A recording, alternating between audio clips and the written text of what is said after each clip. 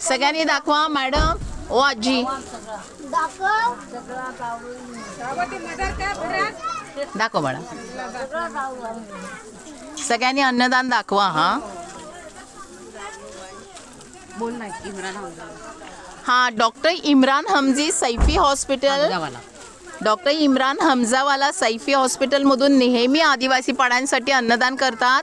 आज तुमच्या पाड्यावरती अन्नदान झालंय पूर्ण गावासाठी. जरा दाखवा.